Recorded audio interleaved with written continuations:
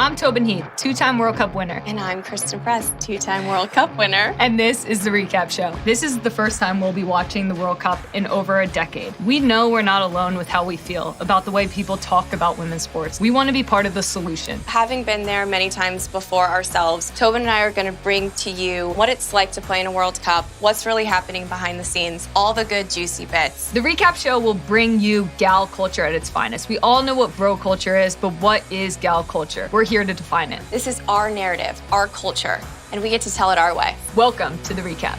Welcome to the show. LFG. Welcome to episode 7 of the Recap Show. Thank you, as always, for watching and supporting. If you haven't done so already, please subscribe today. Now, let's start with the sports. 2 teams remain in their pursuit of making history. And after this next match, a new champion will be crowned. The World Cup finals are here, and so is the Recap Show. Today, Kristen and I are joined by the U.S. Women's National Team's young superstar, Alyssa Thompson. But first, Tobin's top things. The foreign coach thing.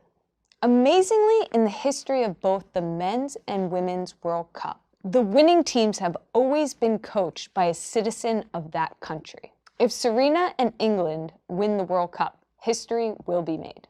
The final 10 minutes thing. Let's face it, most of us should have just woken up for the last 10 minutes of the Spain-Sweden match. And wow, what a last 10 minutes it was. Unfortunately for Kristen, she stayed up for the first 80 minutes of it. The Sam Kerr goal thing. So Sam Kerr had to wait a little while to get her first goal of this tournament. And wow, was it a golazo in a semifinal in front of 75,000 of her home crowd. And still, it wasn't enough. It's a cruel summer. The Salma thing. For Spain's Salma Paralluelo, she will be playing in her 3rd consecutive World Cup final. She played in the U17 final, the U20 final, and now the senior team final. She's only 19 years old. Winning is a habit. The 50 subs thing. No, I'm not talking about substitutes, but rather subscribers. I put out there that if we got to 50,000 YouTube subscribers, we would do a bonus episode. Come on, fam, let's go. The sad thing. When you win a World Cup, you get given this badge to wear on your jersey for the next 4 years that says, "We won a World Cup." For the last 8 years, the U.S. Women's National Team has worn this badge. And for the first time in 8 years, someone else will get to wear it. It's a sad thing. Here we are for the daily discussion. We just finished watching 2 amazing semifinals, some really, really fun stuff. Just a couple hours after the second semifinal wrapped, and here we are fresh with our thoughts and opinions. Obviously, both games were really exciting. Let's start with the Spain-Sweden. Yeah, both semifinals really entertaining. This is what you want to see in semifinal games. Some incredible goals. Spain-Sweden was an interesting one because I actually thought Sweden was the better team, which is interesting. But I think Spain showed really great character. I mean, the way that Spain's playing and in this game, but throughout the tournament, it's like a weird juxtaposition of like beautiful, attractive football, possession-based, but like they're giving everyone a sense that they're not super secure and sturdy, right? So in that whole first half, I'm like, oh, Spain's dominating, Spain's better team. And you're like, no, Sweden is the higher chance of scoring. They're more efficient. They just felt more secure. And then somehow Spain pulled it off 2 games in a row. Well, the craziest thing is Spain scored on a cross and on a set piece, beat them at their on own a game. corner, and beat Sweden at their own game. And like, what is that? That's incredible. It was almost shocking. When you look at the goals that could have been for Sweden, I thought Rolfo had a couple of good opportunities. I thought where Spain became super dangerous was when Alexia actually came out of the game and they inserted Salma into the game, and it gave them a completely different dimension. It gave them a big energy boost, and it was the perfect time for that moment to happen, and you started to see all of a sudden Spain start to get some opportunities and create chances. And if I had to put my finger on like why Spain won the game, I really don't know. Like I don't exactly know, but I think what you're saying is like great mentality, great resilience, comeback.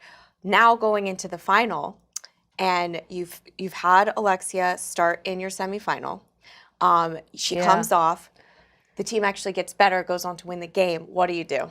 I think these games, it's almost like we're like watching the NBA. You only want to turn it on in the fourth quarter.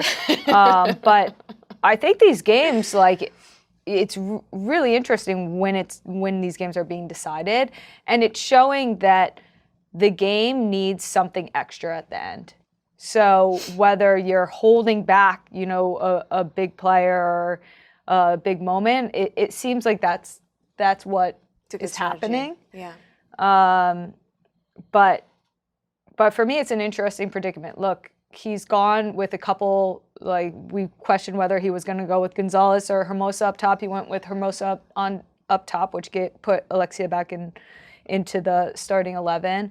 I don't think she was particularly good, but this is a player that you would want on the field, right? I think they give... There's these players with a presence that you just respect, right? Two-time Ballon d'Or winner, you just respect. But I don't think she's playing at that level. But it's hard to not have her on the field. Yeah. And I don't know if bringing her into the game later would have given them the bump. So I think starting with her, it kind of stabilizes them. And you also was great. And Jenny's playing. Our Janita. Let's talk Australia, England. Yes. Okay. So this game is kind of fresh on our minds from last night. Wow. Again, an incredible semifinal. So fun to watch. So fun to watch. I thought first off, England just so in control of the match. Especially first half, so in control, really stable, very confident, very tidy. I would say Australia, different look. I mean, Sam in the starting lineup, it did not gel. The first half, what I would say is they were forcing it to Sam, right? You saw them being very direct. It had a different look to it, and I thought it was very forced and a little awkward. I thought halftime happened. I felt like they regrouped. They came out in the second half, looked much more organized and cleaner in the way that they were going to attack. I will say the goals in this game were fantastic. Ella Toone is a big game player. Big game player. That Beautiful goal, fantastic. I love that moment for her. And you got the sense that they weren't done. They knew that wasn't going to be enough. That's what it looked like. The way they were playing, they were not content with that. They were apprehensive about the way that Australia can turn a game, especially with the crowd. I mean, when Australia scored, what a moment for Sam Kerr. That goal, so incredible. That goal is a World Cup goal. It's like you can't fabricate it. Like the energy in that stadium, her being kind of held back with her injury in the tournament, and then having that moment. Let's talk about it. Yeah, so but in that a couple moment, of things that I think are like really interesting. Like the first one is you're pointing out like they've played this tournament without Sam, right? And so they built an identity and they got in a form without one of the world's best players, their best player, and like in a home World Cup, right? With the emotional baggage of having that player on the bench, right? And it was a little disruptive because you can't really have Sam on the field and not play to Sam, right? Because she's that good. Yeah. So it was like, that was like an interesting thing. Then they get it right. They get it going. They find a groove. Sam scores a freaking golazo, like such a good goal. Not your typical Sam Kerr money in the bank goal, like a goal where you rise up above everything and you're just like destined to score. But then she had a couple of chances that are like, those are the money in the bank Sam Kerr goals. Yeah. That you just like, she like the one where she headed it over the bar. The header and then the volley that dropped down to her. Yeah, those two. And those are game-winning goals. Yeah, it's kind of like you'd rather have not had the worldie and had the two typical Sam Kerr goals, like the reason why she's in there. I don't know how the host country equalize on a worldie and don't go on to find the next goal to win that game. What does that say about England, though, to concede a goal like that to have that whole energy in the stadium be against you and to be able to not only ride that wave, like be able to, take that energy and not only absorb it, but then come back and score 2 goals and finish the game. Yep, and that steadiness that I've been looking for with England when I watch them, I'm looking for that confidence, that steadiness, that European champion. It showed in that second half. The way that they came back and scored was just it made it look easy. Yeah, they made it look like no problem. We were always going to score, and they just rode that emotional roller coaster in a very, very professional way. And Lauren Hemp, fantastic performance. I think she's had a fantastic tournament, and she did that extra thing that I always think is just would be next level for her as a player, which, she gets a goal and an assist, and, her assist to Les was beautiful. No look, fake shot, perfect final pass. I mean, those are really beautiful goals. So, and now it's the final. It's anybody's game. Honestly, any of those 4 teams, even based on their performances, could have made it into the final. And would have had great. And these are the 2 teams that have made it, and we love a lot of players on both those teams. We have a lot of players we love on both those teams. It's very true. As a professional soccer player, it's crucial that I stay hydrated and drink electrolytes. Well, I recently tried Element and loved the way it tasted and how it made me feel. Element is an electrolyte drink mix, and you don't need to be a pro athlete to enjoy it. You can mix it in a cocktail, you can mix it to cure a hangover, you can mix it after being active or even while traveling. Basically, whenever you need a salty electrolyte boost, you need Element. I've been staying up late watching the World Cup and drinking a ton of Element recently. And honestly, it's made me feel a lot better. And right now, Element is offering a free sample pack with any purchase. That's 8 single-serve packets free with any Element order. This is a great way to try all 8 flavors or share a packet of Element with a friend. Get yours today at drinkelement.com/recap. And remember, this deal is only available through my link. So go to drinklmnt.com/recap. And the best part is, Element offers a no question asked refund. Try it totally risk-free. If you don't like it, share it with a friend, and Element will give you your money back. You have nothing to lose and electrolytes to gain. Big thanks to Element. Now back to the show. Well, while we were here filming the recap show episode 7, news broke that Vlatko might be resigning, and we don't know if that is true or if it has any merit, but we thought we would take an opportunity to say if that is true, what would you like to see, Tobin, from the next coach, the next leader of the U.S. Women's National Team? Yeah, I think it's a strong signal. I think it's one that we all expected because that result was not up to the standards of the U.S. Women's National Team. And now we look forward, right? I think there's a couple things, and we can work through them. But the first thing is we have a quick turnaround to the Olympics. You're going to need a short-term lens the way you're looking at this. We want to win the Olympics. We need to put ourselves back on track, back in the category that we want to be in. And then we have a long-term focus, right, towards the next World Cup. In the short term, I think the number one thing is player identification. I think we need a leader that has a keen eye and understanding of what's required of an international player. Okay. What does that mean? What is required of an international player? What it means is you're picking from a player pool, particularly a player pool that primarily plays in the U.S., in a certain style, in certain systems, in a very American style. That is not translated to international football necessarily. So you need somebody, a leader with a keen understanding of the system that is going to be played, how to implement the system, and which players are best for the system. That doesn't mean who are the best players, who's scoring the most goals, who's everyone talking about. It's not that at all.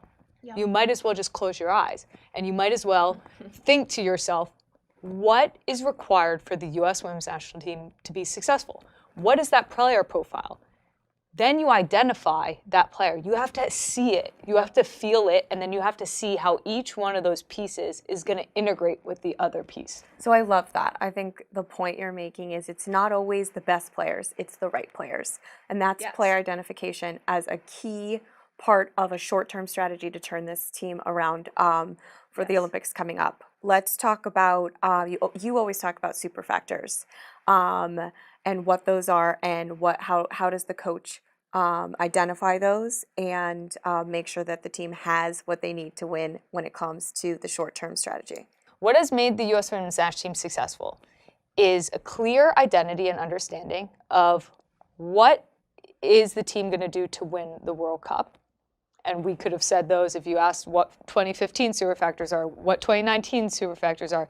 We know those because they were taught to us over and over again, and the way that we practice was towards those super factors. So what you're saying is you want a coach that's going to come in and identify the super factors for the group and team that is ahead.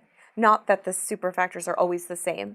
Yes. Identify them and then build a team to be successful with them. Yes, I mean, there are clear super factors that you don't want to take away the best pieces of what the U.S. Women's National Team are. So somebody with an understanding of, we talk about the DNA of a national team player. It's very clear DNA. You don't want to just scrap the whole thing. You take those pieces. Give an example of what one U.S. Women's National Team super factor is.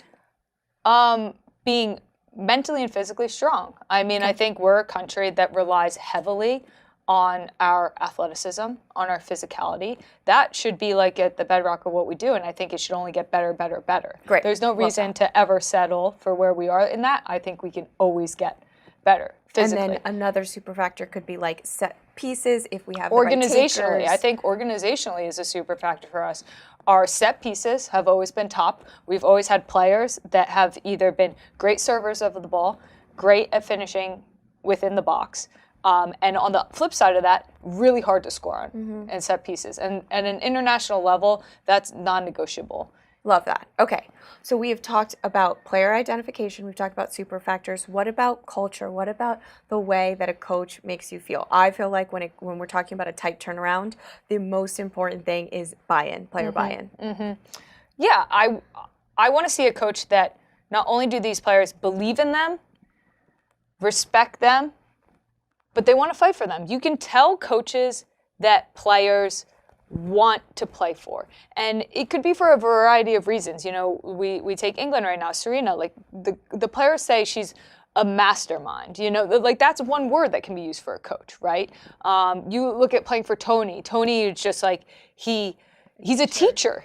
He teaches. And actually for this group of players, when I think of what's important, because there are so many young players and so many players that have not been at this level and have not had this responsibility, I do think you need a teacher. You need somebody that is not developing with the players.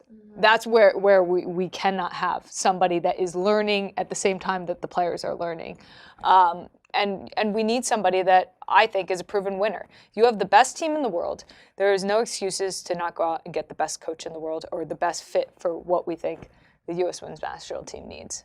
Love that. Okay, so, I mean, that is a tough job. You're coming in, you have less than 12 months.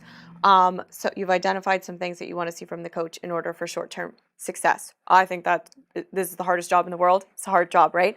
But then you talk about the long-term strategy and what's needed to make sure that this program stays at the top for the next decade, for the next generation of players. We talk about the bedrock that you're building on. You're building on the best mentality in the world.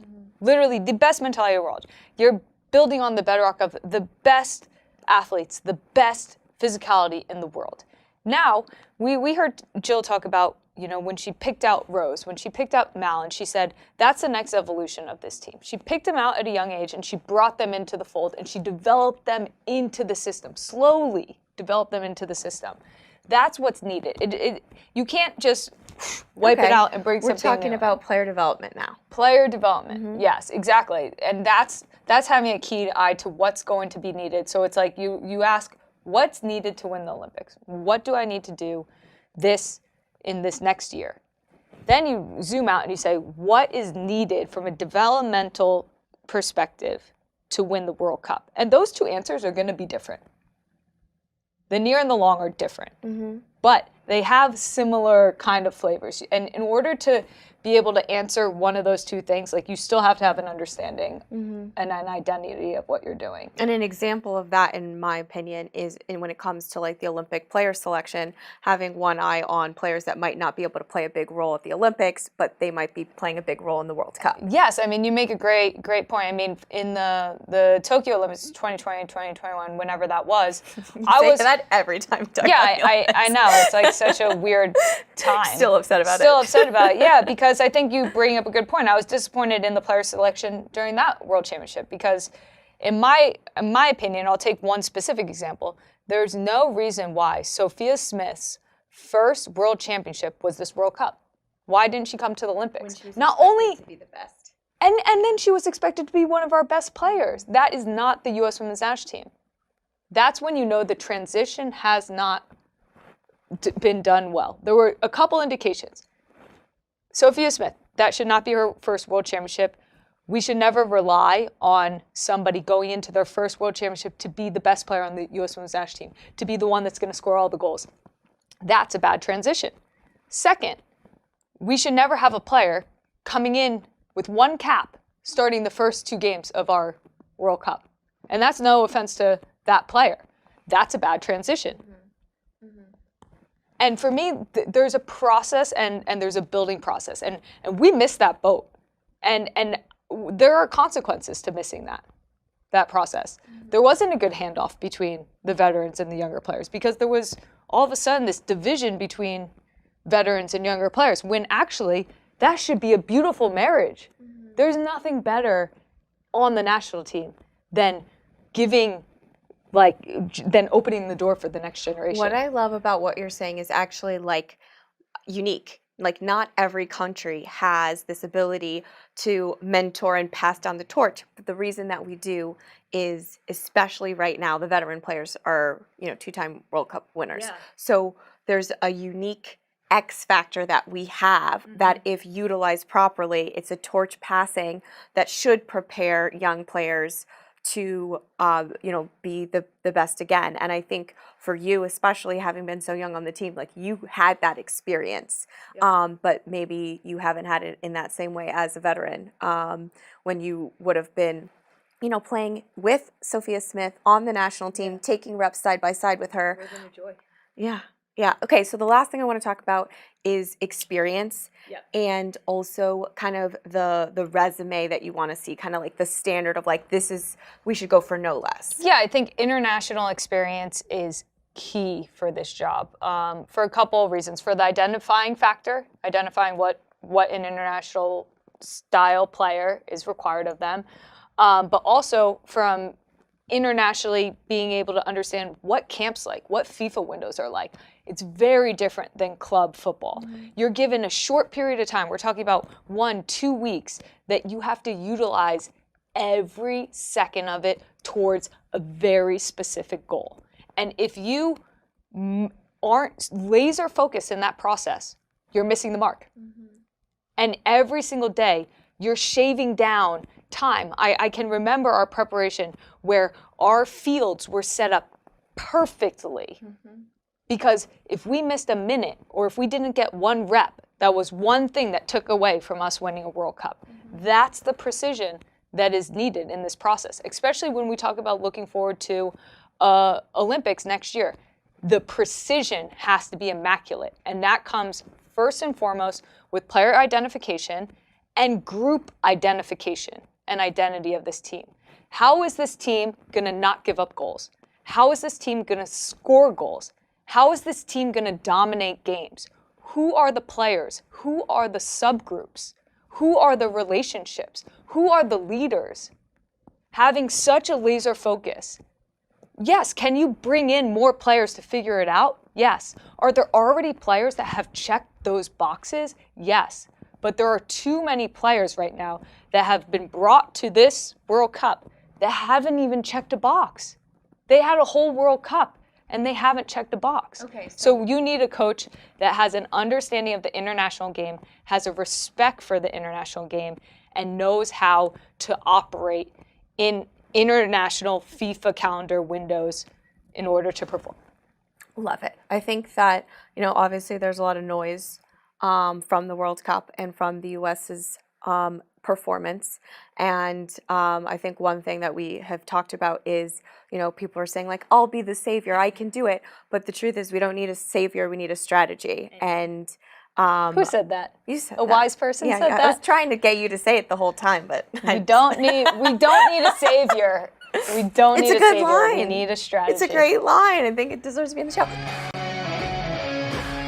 Hi, everyone. We've been overwhelmed and overjoyed by all of your support of the Recap Show. When Tobin and I sat down and began discussing building a media division for our business with the mission to reimagine the way women are seen and experienced in sports, we couldn't have imagined how much fun this would be. To say thank you to the hundreds of thousands of you watching, listening, and supporting this show, we are offering you a special discount to shop our World Cup inspired collection. 20% off the Written in the Stars collection with code WrittenInTheStars20. At Re-Inc., intentionality and integrity are at the heart of all that we do. Each piece of our gender-free clothing line has been thoughtfully made in the U.S. at a women-owned factory with 100% organic cotton. So head to re-website.com and use code WrittenInTheStars20 for 20% off our World Cup inspired collection. Thanks for all the continued support. Now let's get back to the show. As promised, we're here with the one and only Alyssa Thompson. Woo! Welcome to the Recap. So let me share some of your amazing accomplishments with the world. Alyssa Paola Thompson is a young superstar for the U.S. Women's National Team and for Angel City FC. When she was 15, she committed to play at Stanford, but later opted out to go pro instead. In 2021, she was named Gatorade National Soccer Player of the Year.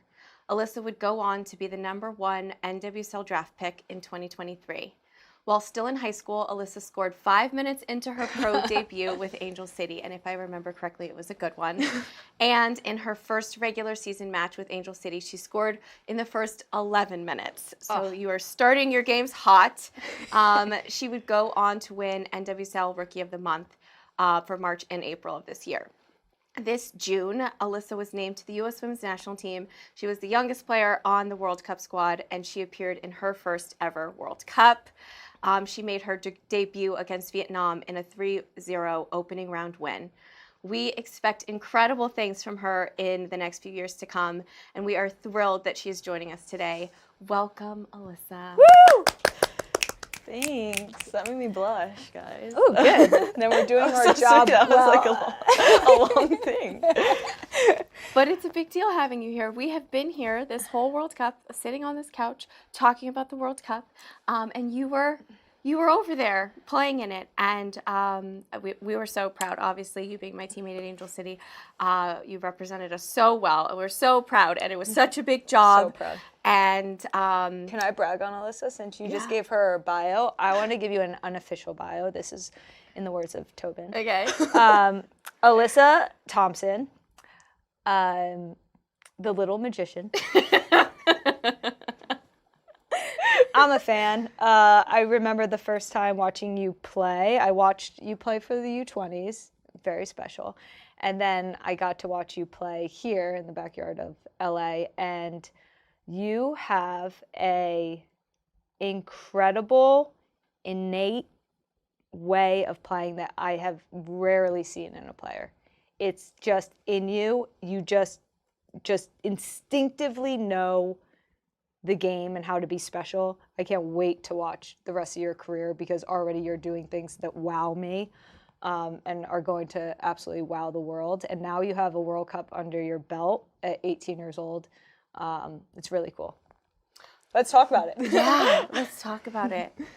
Okay, and one other thing. So, Tobin and I were fighting, like bickering the other day. And she was like, you never know when anyone's going to be a good player. Name one player that you saw play you thought She was always- good. And I was like, Alyssa, I saw And it I in said fair. 5 minutes. I was like, oh, she's really good. Because you also had a lot of hype, right? So then sometimes we watch with a more critical eye when a player's supposed to be good. And within 5 minutes, I was I have like, a very critical eye. I was like, dang, the hype's real. This is real. Yeah. Okay, but to go to the World Cup, I would like to hear, how did you pass your time? What did you do for fun? We know that, soccer takes up a little slice of the day, What Yeah. did you do in between training and meetings? Sometimes I would watch my show on Netflix. It's What's- SWAT? SWAT? Yeah. Ooh, Never new heard one. of it. Yeah, it's so good. I love watching like police thing, Oh, and it's cool. based in Interesting. LA. I don't know, it's so interesting, like how they figure out things and investigate, and then it's based in LA, so I know some of the places they're at, so it's cool. Okay. Yeah. So you were all the way over in New Zealand and Australia watching LA police shows. Got it. You're Okay. really homesick. Yes. Okay, so tell us a little bit about what your World Cup experience was like, what it felt like preparing, and how that tournament felt for you being there for your first time. Yeah, I mean, I was very like nervous in preparation for the World Cup because I didn't know if I was gonna get called in or like if I was doing enough or if I was like, I don't know. You was had very scared. you had a really abrupt call in. Oh, yeah. We were talking about this. was crazy. So Mal Pugh, this was like the April camp. So this was the kind of like the camp before basically the send-off games, and then you go to the World Cup. Mal Pugh in the first game of a 2-game camp goes down with an injury that everybody's like, It's gonna be bad. it's gonna be bad. We're gonna need to replace her on the World Cup roster. You literally get a phone call During the game, Yeah. while the game's still going on. yeah. during the game, Like the 90 minutes of the game that Mel goes down in. She and gets a phone you get on a plane. You then start Yeah. in that match. I'm 2 pretty days sure later. you got calf cramp. Yeah, I did. That's the thing. I was like, good God, I know she's 18, but this is a lot. You get a calf cramp. You played great. Because then you started, then the next game, the send-off game, Yeah. and then you went to the World Cup. Yeah. That's a lot. Yeah. I was just like, for the first camp, I was walking in like, okay, I don't know what he's gonna do because like Mal's hurt. I don't know. They already had a lot of players for the game. Like I didn't even know if I was getting called in. I wasn't watching the game because we just finished practice. So I was like, what is going on?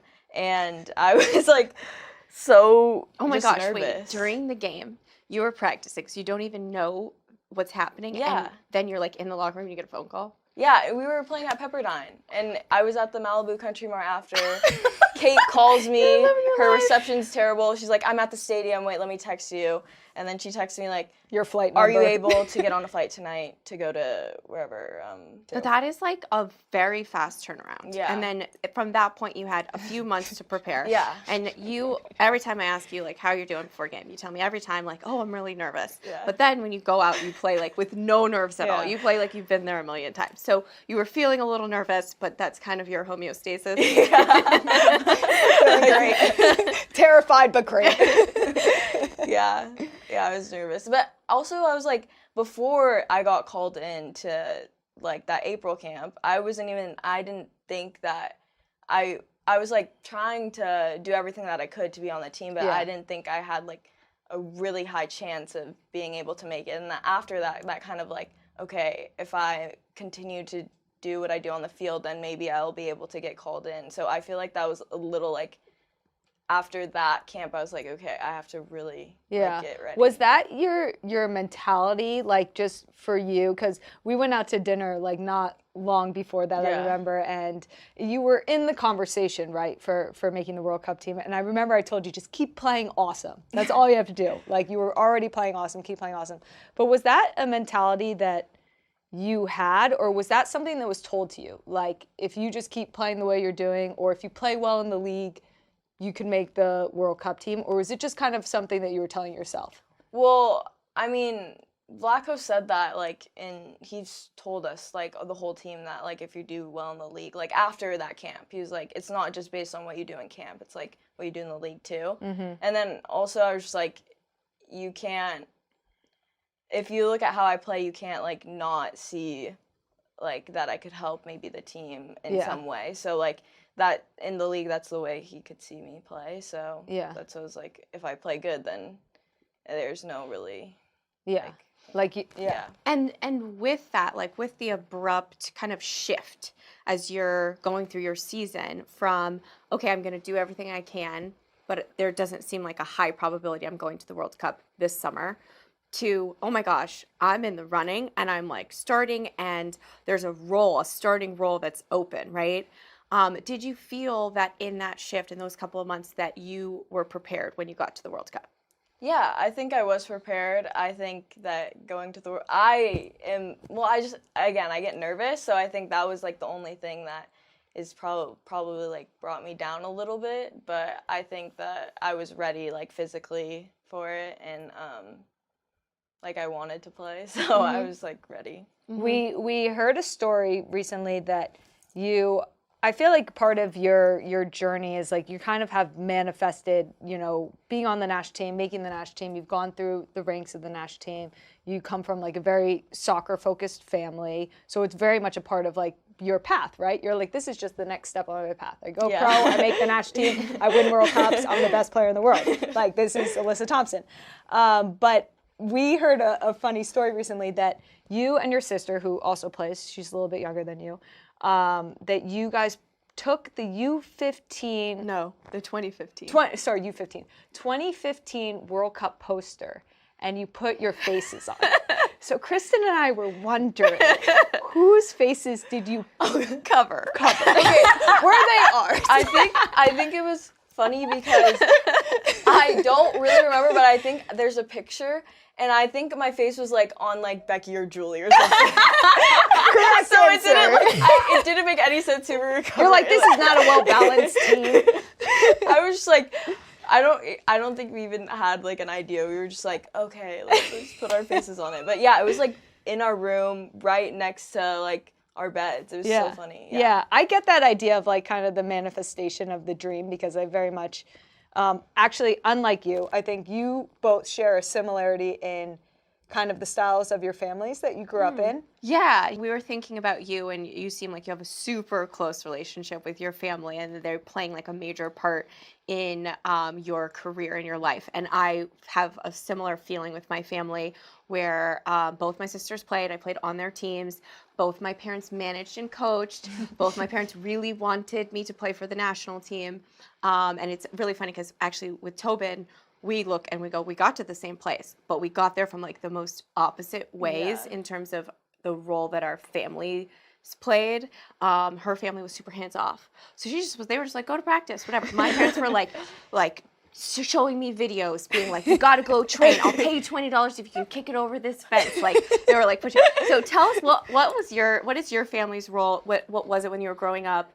And what is it like now? Yeah, I think it's kind of similar to that. Just like me and my sister were like a year apart, so we just could train together, and I feel like that was really fun because I was able to just get better that way. And like my mom is more hands off, I feel like, and my dad's like he was like training us. He never played soccer. He would watch like messy videos and then put drills. My mom watched the Pele videos. Pele videos. This is so great. Yeah. Okay, keep going. Keep going. And like we would go in the backyard. He would just like set up drills. We would do them. We were not good at all when we were little, and we were just like fast. And we played a bunch of different sports, so we weren't just like focused on soccer. We did like basketball, volleyball, gymnastics, like we did it all. And then like once I think my dad realized we were like good at it, he like started pushing us more, and like we were playing on different teams and stuff like that. But it was definitely a lot like to do with my sister, because I couldn't have like, because we went to a boys team and I could not have done that without her, I think. Because I would feel so lonely. And she's like my comfort, so being there, being able to feel like I could be myself, like playing, was good, because I have someone that's like me there, and I know her, so yeah. What was it like? So did you play on a boys team that was like the same age? No, they weren't the same age. I was playing with my age group, she was playing with her age group, and then we had the same coach though, so we would practice a lot together. And like before practice was like probably the worst part when she wasn't there, because like I would be by myself, and I don't like that. Like I rely on her so much, like just to do passing or talk or something. I mean, if I was there alone, I would not talk to anyone. So I mean, that's like, we were actually just talking about being like spaces. Like, that like like an amazing thing that you did. That one, you're like, training, getting good training, getting competitive in that way, like playing with boys, but also that like you have to do that is kind of like there's something like wrong with the structure, and then it's also you have to like go over this like social hurdle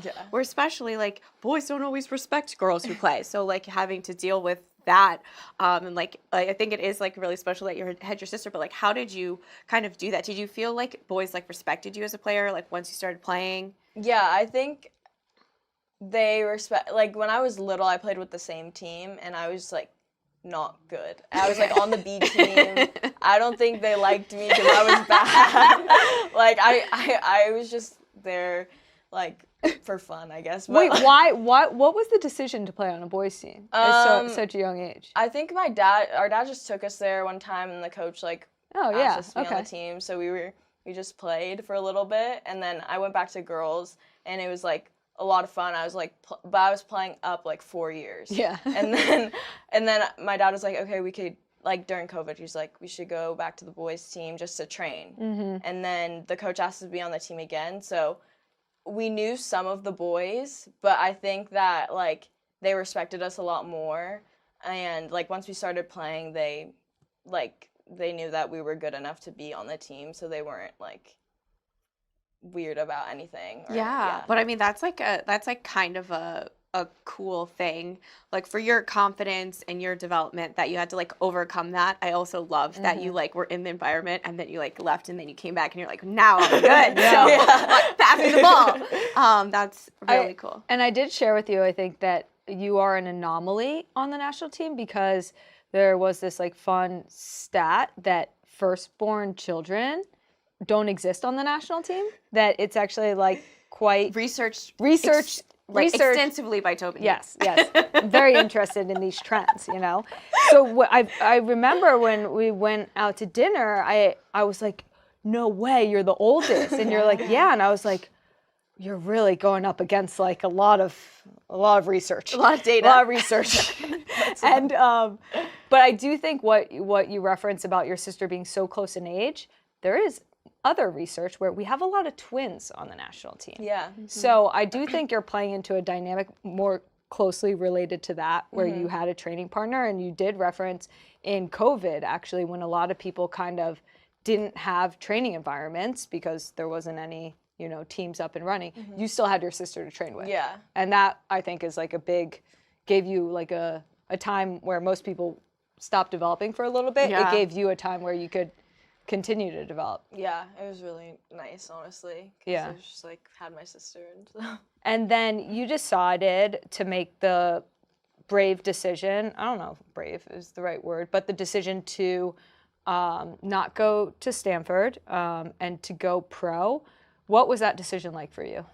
It was very hard. Like me and my family thought about it for a long time, and then ultimately it came down to my decision, but it was just like there were so many factors that went into making it, and I thought like this is kind of my dream job, and I have the opportunity to do it right now, and going to college, there's a lot of factors that I don't know about too. Like, am I gonna get better? Am I gonna like continue to... You can't play on the boys team. Yeah. I can't play on the boys team. And like, I just don't, there were a lot of factors like there too. So ultimately, like right now, I was like, I want to pursue like my dream job. And if I have the opportunity right now to do that, and in LA, and like, just like having it in LA was... That's the a big best part. factor. Yeah, I wouldn't have gone if it wasn't in LA. Yeah. So being able to like be close to home, still go to my high school, still be with my friends, that was really nice. All right, so now we are going to take a break and recover for a bit, and there's no better way to recover than with our friends at UFOS, and we're going to take some of our community questions. You ready, Kristen? Ready. Okay, Holly asks, does pineapple belong on pizza? That's a hard no. Really? Oh, no. I don't like sweet and savory. You know that. I like savory, period. And then later, I like sweet. Fair. Period. Fair. Yeah. Okay. Carolyn from Cleveland asks, if there was one soccer rule you could change, what would it be? I'm gonna go with the rule that is probably changing from my guy Arson, which is the offside rule. I think being more favorable towards the attacker, which is the way that I think the rule is about to change, and we'll see a lot more goals. Oh, that I do not want that to change. And I'm someone who is barely offside often. I feel like you learn the line. You like train the line, and now your entire training of how to stay onside is going to be different. Like because it's like based on like whatever. I don't want to go into it. It would change a lot. If there was another rule I would change, it would be to eliminate the flip throw. I find there to be nothing less cool in football than a flip throw. Okay, perfect. Next. Okay, Karen from Toronto asks, would you rather be chronically underdressed or overdressed? I feel like I don't have to answer this question because it's a pointed question. It's a pretty obvious question. So I'm going to just answer with a look. Okay. Oh, Karen from Pennsylvania asks, we've heard you're a whistling enthusiast. What is your favorite song to whistle, and can we hear it? Oh, wow. I don't have a favorite song. I'm always whistling. I guess we could do...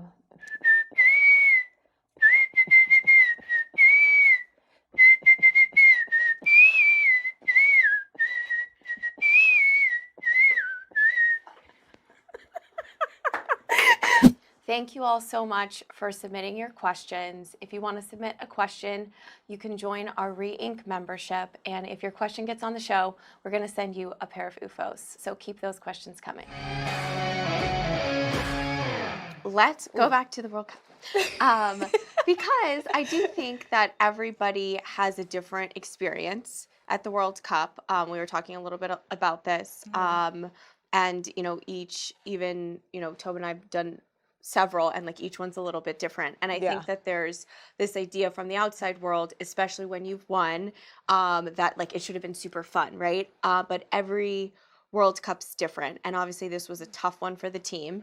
But there's a lot of good things in your experience too, being your first opportunity and getting to learn and getting to see that team. So I would just like to know how the World Cup felt for you.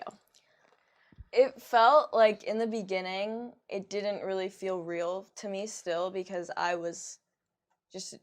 felt like, well, I was new on the team. I've never done this before. Like, people were still trying to, like, I feel like get me, like, up to speed a little bit. And then for a while, like, throughout the tournament, I was just, like, there were some days where I was just, like, sad. And, like, I don't know.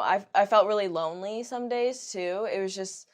I feel like it's a lot, that tournament, and, like, playing or not, like, there's different things, too, and I wasn't playing that much, so, like, also having that, and, like, I felt like I was, like, happy for game day. I wasn't as nervous as most people, and I was, like, more, like, excited. I felt a lot like a fan watching the games and stuff, and I was obviously ready to go in whenever I needed to go in, but it was, like, it just felt like a different experience. And it's going to be different for everyone on the team, too, which is weird, too, because every World Cup's different, but it's different for everyone, too. Yeah, exactly. And, like, I think back on my 2015 experience, actually, I went into that tournament as a starting player, and it was my first World Cup, and I had this, like, clear vision of how this was going to go, right?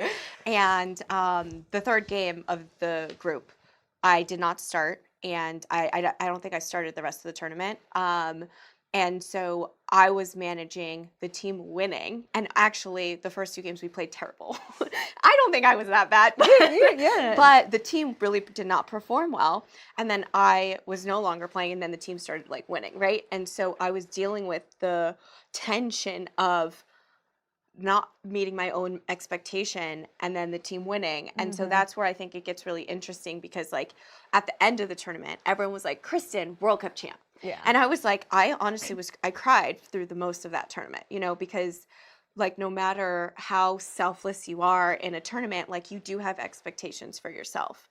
And we were even talking about your 2019, which is a completely different experience because you're playing great, the team's winning, you're playing every minute, and you have stories where you were not having a good time. Do you want to talk about that? Well, no, I mean, it was... No, you don't want to share your feelings with the world? Because I want to.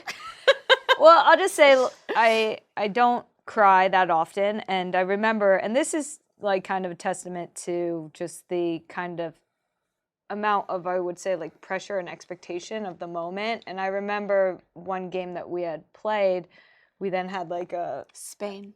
It was Round of against 16. Spain, you're I right. remember it so well. Round of 16. And She we doesn't had... often cry. We had a meeting after where we were going over like what we could do better. And I remember like one of my jobs and one of all the forward jobs in that particular World Cup was to really aggressively make runs and push the line to create space. And a lot of it was like selfless work, like running knowing that you're not going to get the ball. And I remember in that particular game, I did like a lot of selfless running. And in that meeting, I remember Tony saying like something along the lines of like, Not good enough. it's not good enough. And I remember I like left that meeting and I just went for a long walk where I just cried my eyes out. Because you didn't feel seen. I didn't feel seen, and I also felt like I was working so hard for the team to be successful. And to be fair, they did a good job seeing like selfless things in that group, but that was one moment where I just felt like a lot. Yeah, I mean, walking in before everything, I was like, if I make it, I'm definitely not going to play that much. Like, I had no expectation at all. And then when I started the game against, like, our send-off game, and I was, like, in the starting group a lot, and I was doing that a lot, I was like, okay, maybe this might be my role, or if I keep doing well, that this is how it's gonna go. Yeah. You're like, I'm gonna start every game. Maybe. I don't know. I was just I don't know. I didn't know. So I was like just preparing myself for that. And then like once we went to Auckland, like I feel like I wasn't performing as well as I could have. You didn't feel like yourself. Yeah, I felt like I feel like I was in my head a lot after like my first mistake. Or like I was just like, okay, I'm so bad. Like I had a lot of negative talk, I think, in my head, and I felt like I wasn't doing as well as I should be doing. So then it all like fell after. Now you're like at a World Cup, and now you're like, am I going to be starting a World Cup? Like that's really a lot. That's a lot for an 18-year-old. A lot for an 18-year-old that's just starting on the national team. So I think you should give grace with yourself that like all of those feelings that you were feeling are like actually totally normal. And that's like kind of the grace that you should have when you first come into the national team. A couple times I was like, I would try to walk into practice and be like, okay, today is gonna be good and I'm gonna be okay. So I love that. Gonna do something amazing today. I'm gonna try to do what I'm good at, because like that's why I'm here. And then one practice I was like, okay, like I played how I usually play, and I was like happy with myself. And after that practice, that's when I was just like, okay, I'm doing good now and I'm happy. And like a lot of like my teammates, like the younger girls, they like saw that I was like upset, and they helped me a lot because they've been in like my position before, like being young on the team and coming up and knowing that you could be hard on yourself a lot. So they helped a lot for sure. That's awesome to hear, because I think that's a big part of the kind of group dynamic. So I'm really happy to hear that like you kind of found your group there. What's next for Alyssa Thompson? Like, What's next? Yeah, what's next? I'm looking forward to finishing out the season with Angel City. I hope we can win our next games and make it to the playoffs. That's what I hope we can do. So I'm looking forward to that, and I hope that I can make the Olympic team. But I feel like that's so far away, but it's not. No. It's right around the corner. Yeah. I haven't thought about that. I'm thinking Strap about in. Yeah, get ready.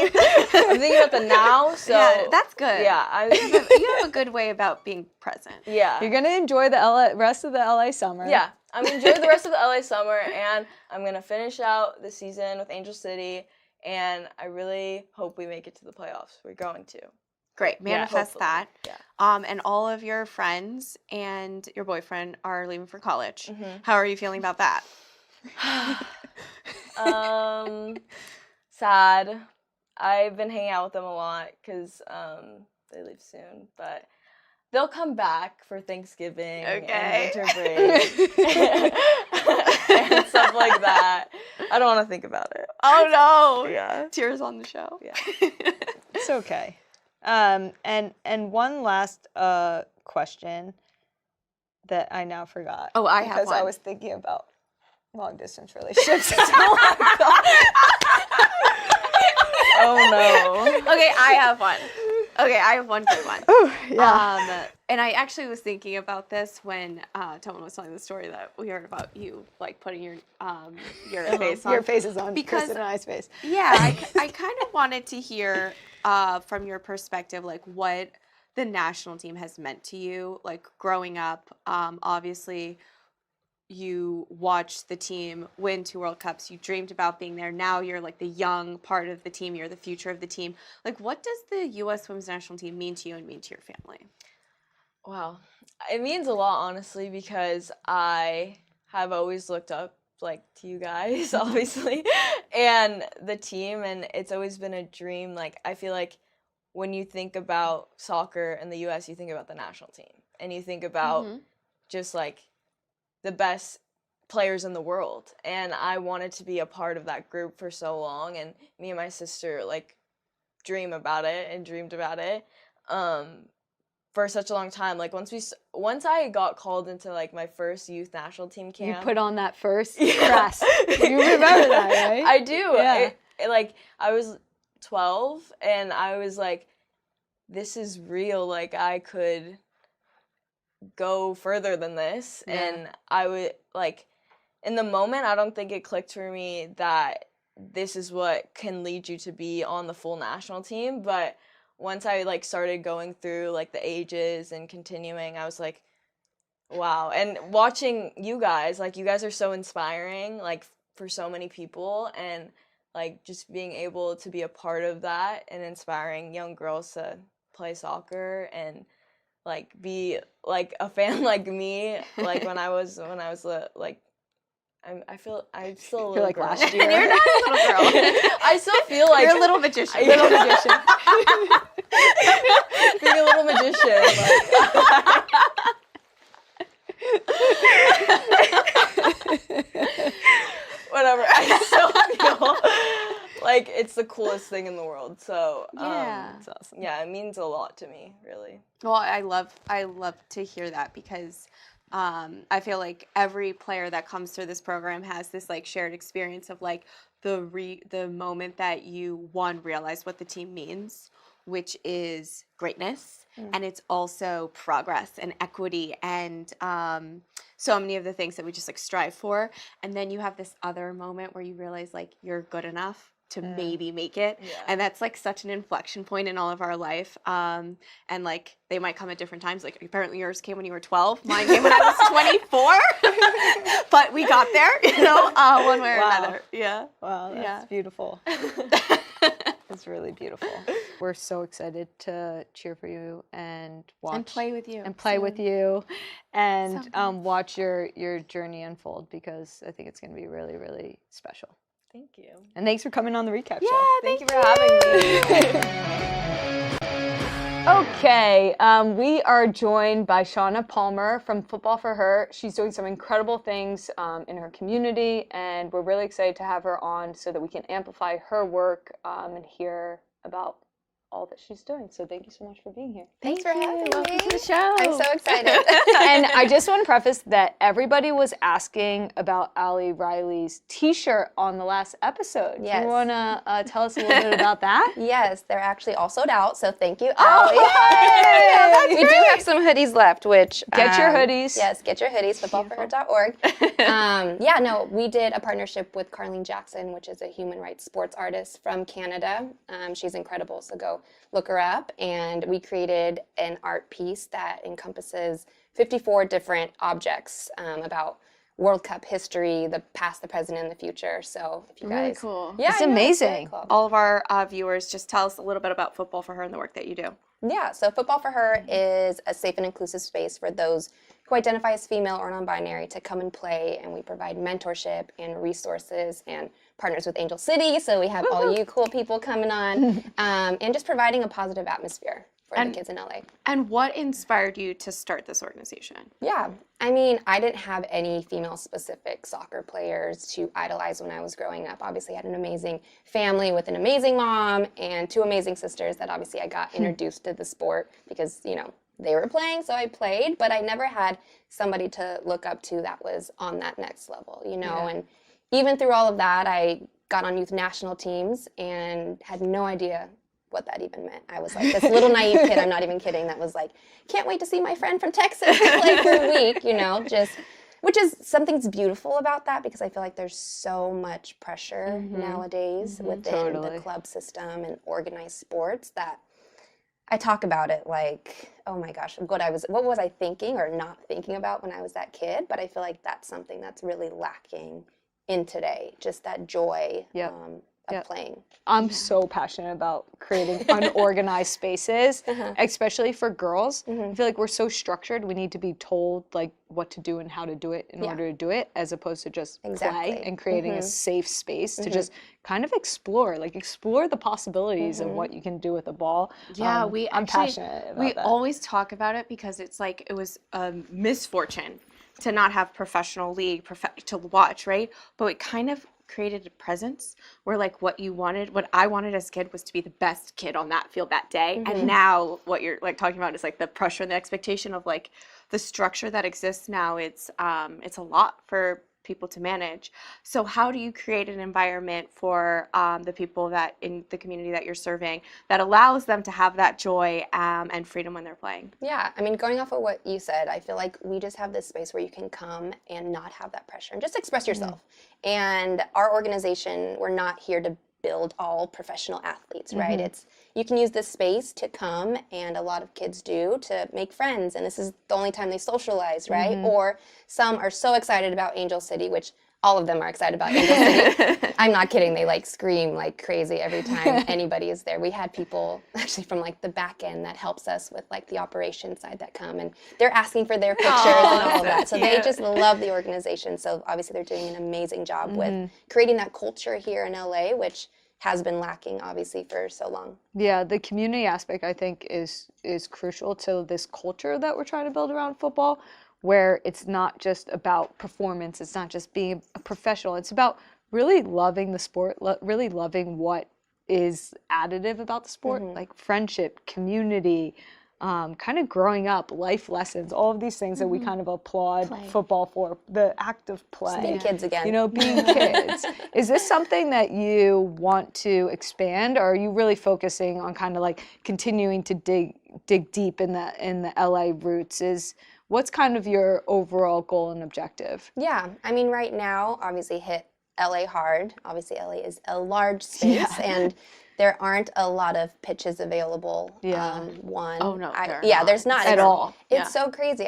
Before running football for her full time, I had my private training business, so getting kicked off of fields and it was a whole thing. Or you had to pay for the fields, which was more than what I was making for that hour, so it made no sense. So we were hopping fences and doing all this. So one, just, you know, it's good that we're just providing a space, right? Like I said, they can come do whatever they want here. But yeah, it's difficult to even find fields in LA. Yeah. Is this something that is an add-on to, like for any kid that's kind of looking for this type of experience or opportunity, what is that kind of like add-on to their life? Does this replace a club environment? Does this replace an after-school activity? Like, how does it play out in their lives? Yeah, so with our community that comes, we have a broad audience. So we have literally kids from the neighborhood that this is the only place that they actually play the sport. That's awesome. We have kids that do play in organized teams, but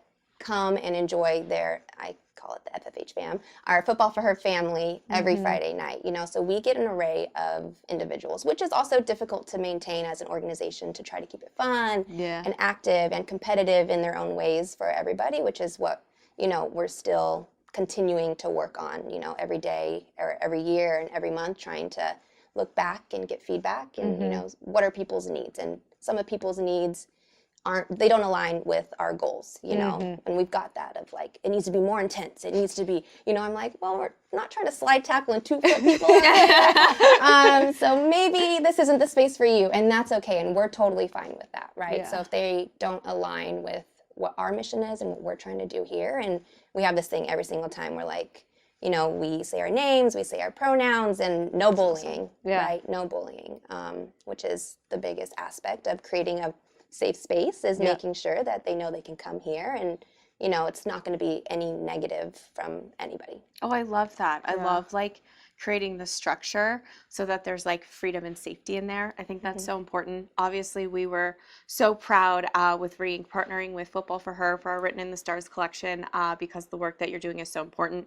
And I think I'm very passionate about how football in this country has a financial barrier and a pay-to-play structure. So the way that you're like opening doors and making it more inclusive is deeply meaningful. I think that it is incredibly important for our country to allow football to play the role that it plays all over the world, where it's just freedom and playfulness and safety. So for our entire audience, would love you to share how people can get involved, how people can support. Yeah, so obviously if you're in the LA area and you are close to the Pacoima or Gardena Lab 5 location, you guys can come and participate. If you can't make it, if you can just share our information, you can get everything on footballforher.org. Obviously, if there's anybody out there who would like to support in other ways, financially, or have an event, or whatever that may be, again, footballforher.org has everything, and you can email me specifically, Shauna@footballforher.org. I love the aspect of creating spaces, especially spaces for girls around sports. I know as when I was young and, you know, I loved playing pickup, I would play football with anyone, but I was excluded from those spaces. And I also had a hard time. I knew that I had to come in and I had to like prove that I had to be there. But all the guys that showed up, they didn't have to prove they had to be there. They just were guys. They just showed up and played. But I had to do something or be something extra to even belong there. To even get the ball. Yeah. And yeah, like that it's like did, 10 minutes in. Yeah, exactly. And did that help my development? Of course, but it's like do more like but it weeded out a lot of women. Yeah, it weeds out, totally. Like, believe me, like very intimidating. Weeded out a lot. To think that for me, my ability level could think, oh, can I be here in this space is crazy. Think about all of the players that were lost because it is a really intimidating environment. So I love the idea of creating spaces for girls around sports, particularly around football, something that has been instrumental to us all. And like you said, you're doing something that's first. There's nothing else like that in the U.S., which is just so crazy. In the U.S. Astonishing. Like, obviously, I do my research, you know, and I didn't find anything like it. And then, like I told you, a partner was like, yeah, you're the only organization actually in the United States. Wow. And I'm like, cool. But then I was like, this is not cool. It's actually not good that I'm the only organization. And I don't want to be the only organization, you know, for obviously the better of the development and the youth and the sanity, honestly, of kids these days is having more spaces like this where they can come and just be free, honestly. Yeah. I love it. I love what you're doing. We love supporting it. And for everyone else that's hearing about you and your organization for the first time, I hope they get involved as well. Yeah. Thank you for being here. Thanks for having me. I'm so excited. As you all know by now, we like to finish each episode by looking forward to the next matchup. And wow, we have the World Cup final. And anyone would be crazy to try to predict this one. With that being said, I predict Spain 2, England 1. Let's see if I'm right on the final episode of the recap show, World Cup edition.